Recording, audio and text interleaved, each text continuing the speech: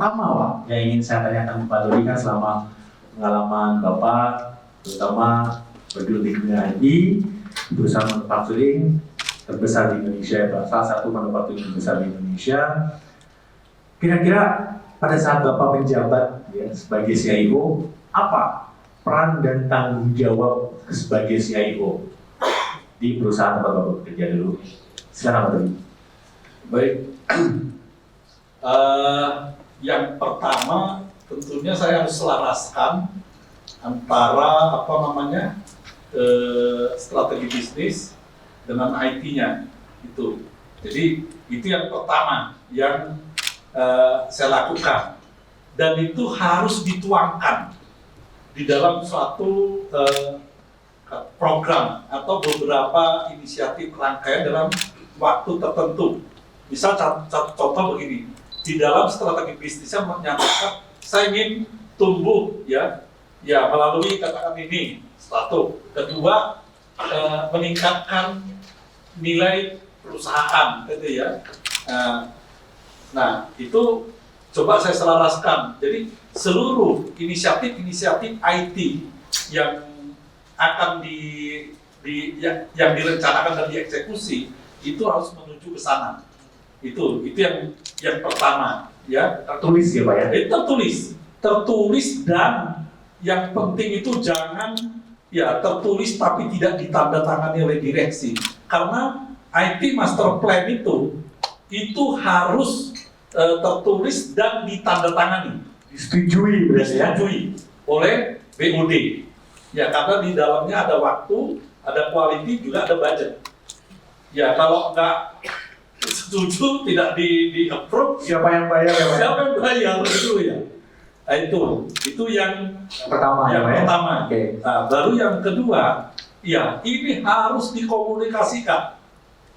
dikomunikasikan sampai kepada level yang terendah. Bahkan kalau saya dulu itu mengkomunikasikannya selain ke rumah-rumah, jadi di perumahan itu dibuat kayak bukan baliho, apa sih namanya?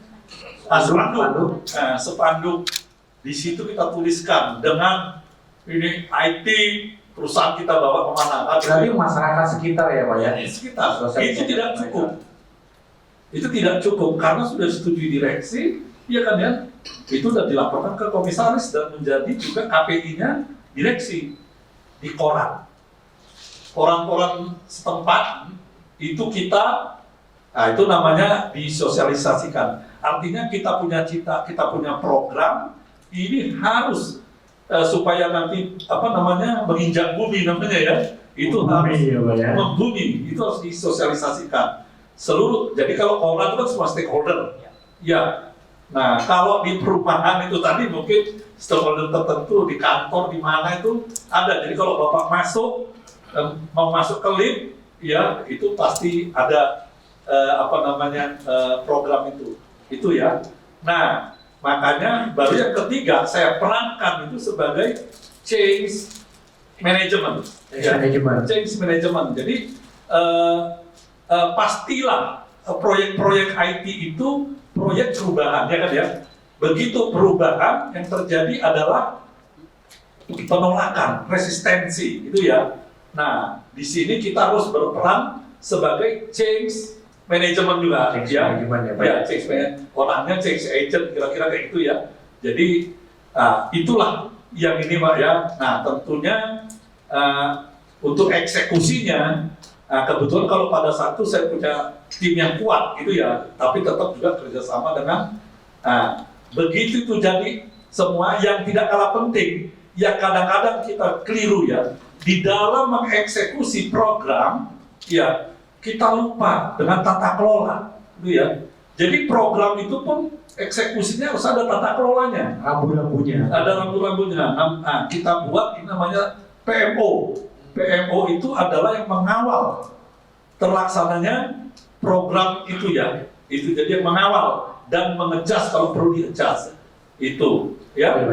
Itu yang apa? Nah, setelah jadi kita eksekusi, ya artinya jadi mau diluncurkan, jangan lupa lagi tata kelola di dalam eksekusinya. Ya di dalam kan dideploy gitu ya, supaya apa namanya ini terlaksana dengan baik, dan itu menuju ke tadi apa namanya